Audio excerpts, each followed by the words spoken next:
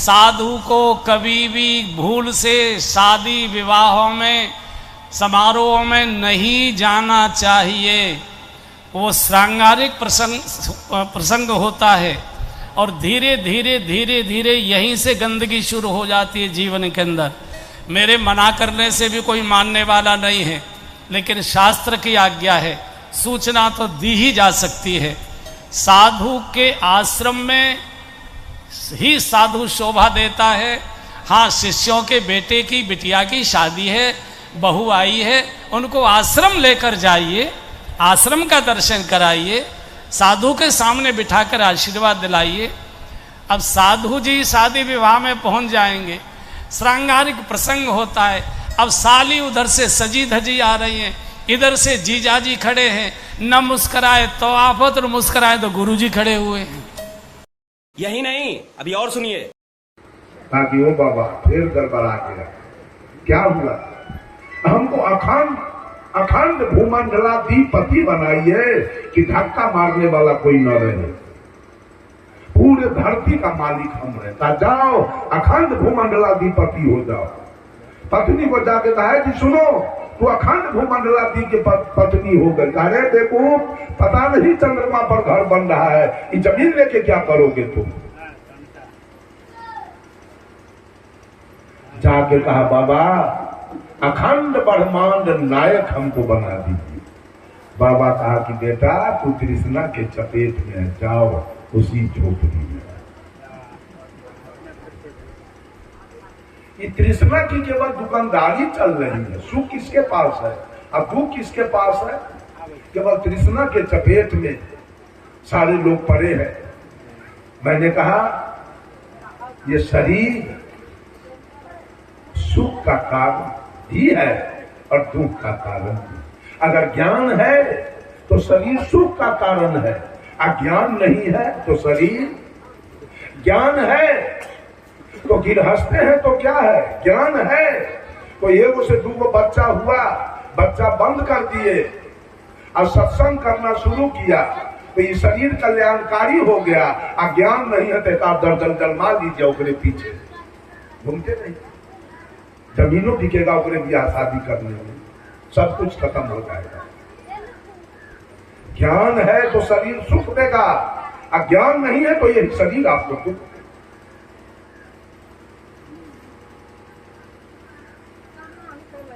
बंधुओं,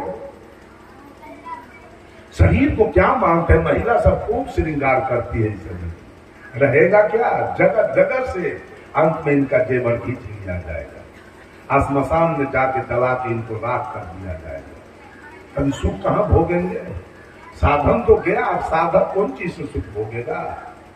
सुख रह गया क्षणिक सुख। अगर ज्ञान है तो शरीर को साधन मानिए, ज्ञान है तो मोटरसाइकिल साधन है। मोटरसाइकिल से बिजनेस करके व्यापार करके खाइए, वही मोटरसाइकिल सुखदायी है। अज्ञान नहीं है तो वही मोटरसाइकिल से जाइए, किसको बम रिवॉल्वर मारिए, वही मोटरसाइकिल सुखदायी। अब वो भी जाएगा खाना में, आप भी जाइए, दोनों जाएंगे। बंधुओं, एक दुख है प्राकृतिक दुख, तो सब लोग भोग रहे हैं राजा से रंग पर। अभी गर्मी का समय है, सब लोगों को पंखा चाहिए, सब लोगों को कूलर चाहिए। जब मेरा कार्यक्रम उत्तर प्रदेश, मध्य प्रदेश, छत्तीसगढ़, राजस्थान, महाराष्ट्र में होता है, अभी दिसंबर में छत्तीसगढ़ का कार्यक्रम, मैं घर वालों से कहता हूं पैसा जो देना सो देना, लेकिन मैं बिना एसी से नहीं आऊंगा। इतना कष्ट है ट्रेन, तो एसी का टिकट लेके मैं जाता हूं। अभी उत्तर प्रदेश में देवरिया जिला में कार्यक्रम है, और कार्यक्रम है मुसलमान के हैं, मोहम्मद शमसुद्दीन जी के। कल वो टिकट कटा के भेजे हैं मेरे मोबाइल में, लगा। बंधुओं, गर्मी दुख दे रही है, जाड़ा में ट्राउजर, इनर, मफलर, स्वेटर, गद्दा, रजाई खोजते हैं। क्यों? सुख से कि दुख से? दुख से ना, भागों में टॉर्च या लालटेन, छत्ता या लाठी, दुख से ना। ये शरीर मिला तब से दुख। अब दुख कहाँ है? शरीर में कि आत्मा में, जीव में?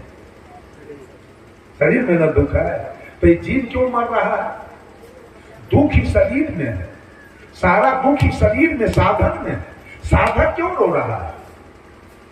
इसलिए बेटा गया जेल, बेटा को हो गया फांसी का सजा, पति को हो गया फांसी का सजा, पत्नी रात रात भर रो के ध्यान कर रही है, सोती। पत्नी को तो कोई दुख नहीं, फांसी तो पति को, इसलिए पत्नी रो रही है, जाग के ध्यान कर रही है कि पत्नी को अपने पति से मोह है। मोह के कारण पति वाला दुख पत्नी भोग रही है। कि जीव को भी शरीर से मोह है, इसलिए शरीर वाला दुख ही जीव भोगेगा कि नहीं? भोग रहा है, घाव है शरीर में। दुखी कौन है? आत्मा दुखी। घाव है साधन में, साधक दुखी है, क्योंकि साधन से इसका मोह है कि शरीर हम है। आदमी को लगता है शरीर हम है, इसलिए शरीर वाला सारा दुख भोगना पड़ रहा है। दूसरा दुख है व्याधि। कच्चा तत्व का शरीर है, माता पिता के संयोग से बना हुआ। कभी चाहता है अरे अष्ट कमल दल चरखा डोले, पांच तत्व गुण तीन रे, साई कुशियत मास 10 लागे, ठोक ठाक कर बीनी चदरिया, झीनी रे झीनी। अष्ट कमल का शरीर है। इस शरीर में 5 कमल माँ का है, 4 कमल और 4 कमल पिताजी का। पिताजी के मसाला से ये केस, 32 दांत, 20 नाखून और पूरे शरीर का हाथी 4।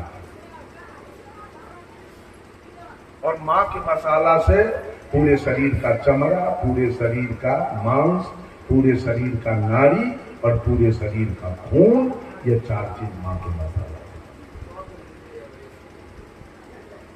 ये शरीर केवल दुखों से भरा हुआ है। इस शरीर में कभी टीबी होगा, कभी दम्मा होगा, कभी कैंसर होगा, कभी डायबिटीज होगा, कभी एड्स होगा, कभी लकवा होगा, कभी पोलियो होगा, कभी ब्लड प्रेशर होगा, कभी काला जार होगा, कभी मलेरिया होगा, कभी रेल से कट जाएंगे, कभी बस से पिटा के मर जाएंगे, कभी पेड़ से गिर के मर जाएंगे, कभी पानी में डूब के मर जाएंगे, कभी करंट लगेगा तो मर जाएंगे, कभी कुत्ता काट लेगा, कभी सांप काट लेगा, कभी बिच्छा काट लेगा तो मर जाएंगे।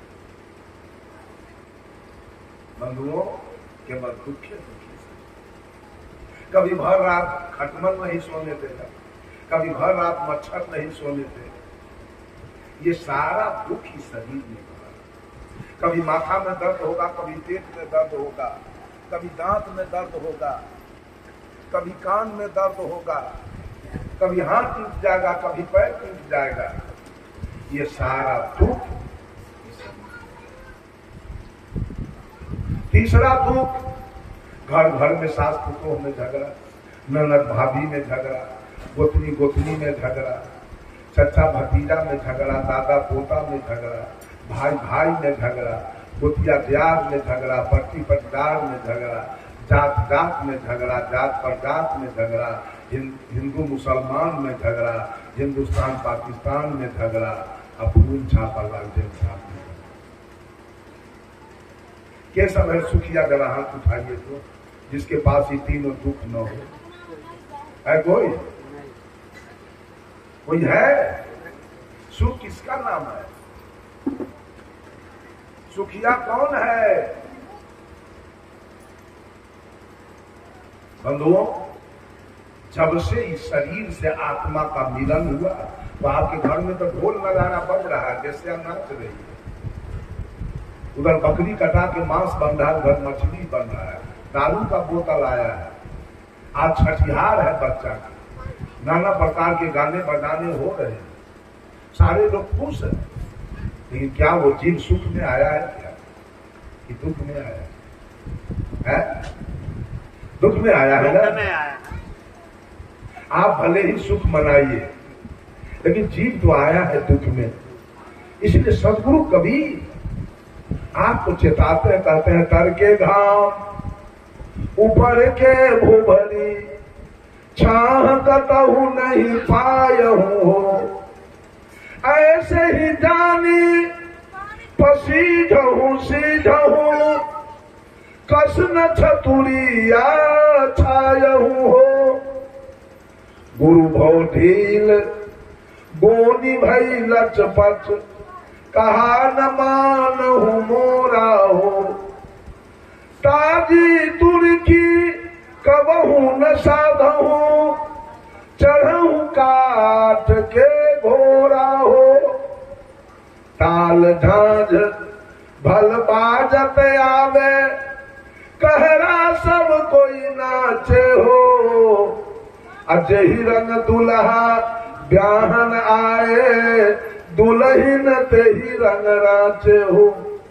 नौकाय छैत खेबे नहीं जाने कैसे गलग बहु तीरा हो, कहे कबीर राम रस माते जो लहा दास कबीरा हो।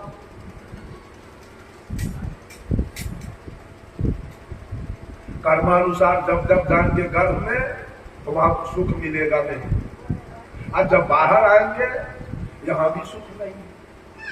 न गर्भ में सुख है न बाहर सुख है। सुख है कहां? सुख है सत्संग में, सुख है सदगुरु के चरणों में। साहब कबीर कहते ऐसे ही जानी बसी जाऊं सी जाऊं कस न छतुरिया छायो। अंधे क्यों नहीं विवेक रूपी छतरी लगाते हो, क्यों नहीं ज्ञान रूपी छतरी लगाते हो कि तुमको शीतलता मिल जाए। यहाँ तो कबीर साहब कबीर यह जग जलते देखा, कबीर ने कहा पूरा जग को मैं जलते देखा। कबीर यह जग जलते देखा अपनी अपनी आग, ऐसा कोई ना मिला जा सो रही लाग। ऐसा कोई शीतल व्यक्ति मिला ही नहीं जिसके संपर्क में जाके आपको सुख पाया जाए सारी सृष्टि का।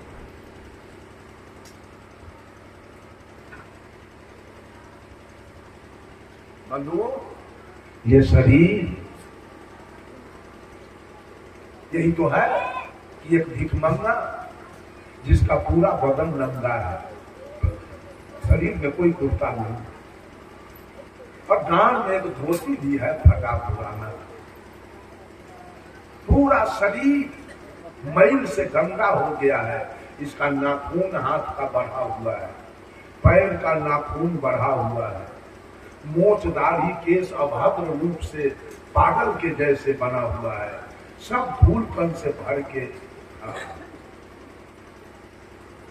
पैर में कोई चप्पल जूता नहीं, पेट बेचारा के भूख से पीठ में सर, एक हाथ में लाठी और एक हाथ में बाटी माने कटोरा लेके मंदिर के बाहर बैठ के भीख मांग रहा। ए बाबू एक पैसा दे दे, कहिए रोज का भूखा। जब मैं चलता हूँ ट्रेन पकड़ने समस्तीपुर आता हूँ, यहाँ कर्पूरी बस स्टैंड में गाड़ी रुकती है और वहां से ट्रेन पकड़ने के लिए जब मैं चलता हूँ, अब तो नहीं आता हूँ, पहले जब मैं आता था कोई भोला का जो मंदिर है उसी बीच होके रास्ता था। जितने गरीब नारायण बैठे रहते थे, किसी को 5 किसी को 10 रुपया देते, मैं आ जाता था प्लेटफार्म पर ट्रेन पकड़ने। अब भोला जी किधर उधर तो हम तपको, हमारा तो देवता मिल गया, उसको दे करके मैं। बंधुओं क्या कर रहे थे?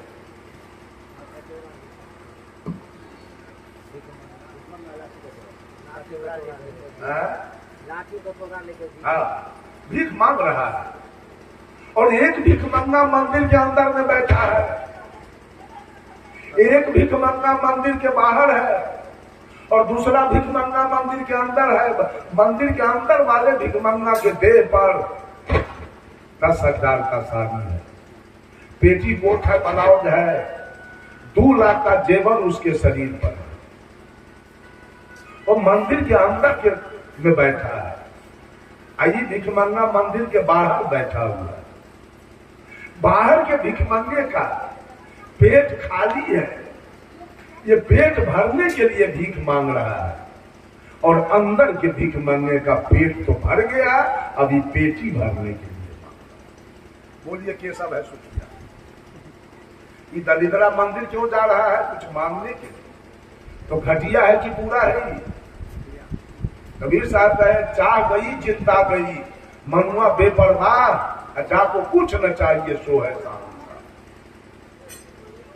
एक बादशाह गया शिकार खेलने। शिकार खेलते खेलते जब शाम हुई तो बादशाह को बहुत भूख प्यास लगा।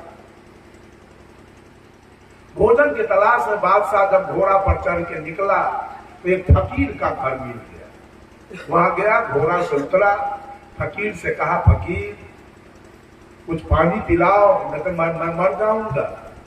फकीर थोड़ा सा रोटी सब्जी या साग बादशाह को खिलाया, पानी पिलाया, बादशाह होश में आया। बादशाह ने फकीर से कहा, फकीर बहुत समय पर तुमने मेरे प्राण की रक्षा किया है, तुमको भी कोई विपत्ति आ जाए, समय आ जाए तो आ जाना मेरे यहाँ, मैं इसका बदला चुका दूंगा। फकीर का अच्छा किया। 2-4 बरस हुआ, बादशाह तो गए। 2-4 बरस के बाद फकीर के गांव में अनावृष्टि हो गई, बारिश नहीं हुई, अकाल पड़ गया। फकीर सोचा, बादशाह तो कहा था कि तुमको भी कोई समय आ जाए तो आना मेरे यहाँ, इसका बदला चुकाऊंगा। तो अभी मैं चाहता हूं बादशाह कहीं कुछ दिया तो बाल बच्चे खाएंगे। ऐसा सोचकर वो फकीर आया। दरबार में आने के बाद एक सिपाही से पूछा, है जी बादशाह कहाँ? तो सिपाही कहा, बादशाह मस्जिद में अल्लाह से दुआ मांगने गया। फकीर वहीं से घूम गया, रिटर्न हो गया। जाके वो सिपाही बादशाह से कहा, हुजूर एक फकीर आपसे मिलने आ रहा था, हमसे ऐसे ऐसे पूछा, मैंने ऐसा जवाब दिया, वहीं से रिटर्न हो गया। कहा उसको बुला के लाओ। तो सिपाही आया और फकीर से कहा, फकीर चलिए, अरे शांति बना के बैठिए ना, आप लोग क्या बतियाते हैं? चलिए चुपचाप आके बैठ जाओ। बादशाह बुला रहा है। फकीर गया, बादशाह पूछा आप कौन है? कहा कि हम वही फकीर हैं जो आपके प्राण की मैंने रक्षा किया था। कहा तो अभी क्यों आए थे? कहा आपने वादा किया था ना बहुत समय पर मेरे प्राण की रक्षा किए हो, आ जाना, तुमको भी कोई विपत्ति आ जाए तो आना मेरे यहाँ, मैं इसका बदला चुकाऊंगा। आज मेरे गांव में अनावृष्टि हो गई, बारिश नहीं हुई, फसल जल गए, बाल बच्चे भूख मर रहे हैं, इसलिए मैं आपके यहाँ आया था, बादशाह कुछ देगा तो बाल बच्चे खाएंगे। कहा घूम क्यों गए? तो फकीर कहा इसलिए घूम गए कि अभी आप भी दलिद्रे हैं, तो एक दलिद्र से दलिद्र क्या मांग सके? बादशाह का हम कैसे दलिद्र है? कहा मस्जिद में क्या करने गए थे? कुछ मांगने गए थे ना अल्लाह से, तो दलिद्र है कि क्या? बादशाह कान पकड़ लिया, कल से मैं मस्जिद अब नहीं जा सकता। ये सारे लोग जो मंदिर का दौरा लगाते हैं वो धनवान है कि दरिद्र है? अरे गरीब तो जैसे करता है, बड़े बड़े अमीर लोग मंदिर में जाते हैं, अभी इनका मांगना बंद नहीं। कितना चाहिए, कितना चाहिए? एक बादशाह की मां मर गई तो श्राद्ध हुआ, पंडित लोग आए, श्राद्ध के अंतिम दिन पंडित लोगों ने कहा मालिक आज दक्षिणा फरियाद दीजिए, हम लोग चले जाए। तो बादशाह ने कहा जितना दूर तक आप 1 घंटा के अंदर दौड़ जाइएगा उतना जमीन मैं आपको रजिस्ट्री कर दूंगा। अब लोग में बेचारा पंडित जी दौड़ना शुरू किया, 1 घंटा दौड़ लिया, उलट के देखा, कहा वाह इतना तो मारिए, ये तब रजिस्ट्री हो जाएगा, आधा घंटा और तो पैर हमको बड़ा दुखाना है। आधा घंटा और दौड़ते, आधा घंटा और दौड़ लिया, देखा तो बहुत हुआ। फिर सोचा आधा घंटा और दौड़ लेते, आधा घंटा और दौड़ के गया, कहा मालिक अब चलिए जमीन लिखिए। मालिक पूछा कितना दूर गए? 5 किलोमीटर। बादशाह कहा हम क्या कहे थे से याद है क्या? 1 घंटे के अंदर आप टाइम कितना लगाए? 2 घंटा। 1 जिसमें चलो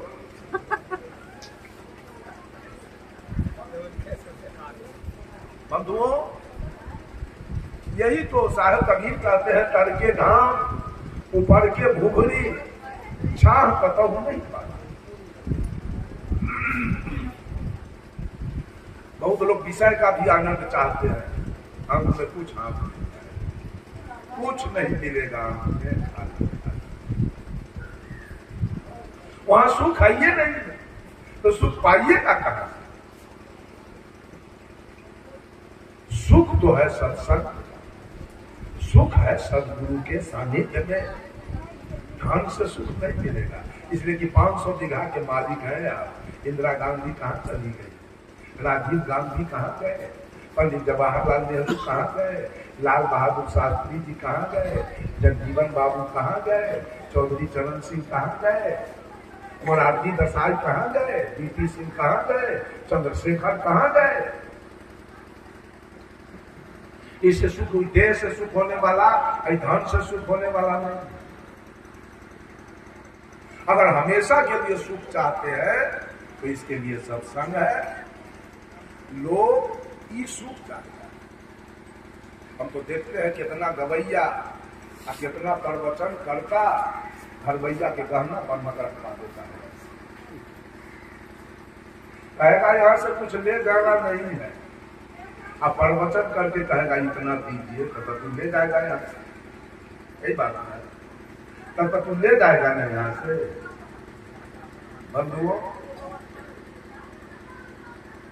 कहते हैं, करके घाम पर के भुगली छां कतऊ नहीं पायम वो, ऐसे ही जानी पर सीझऊं।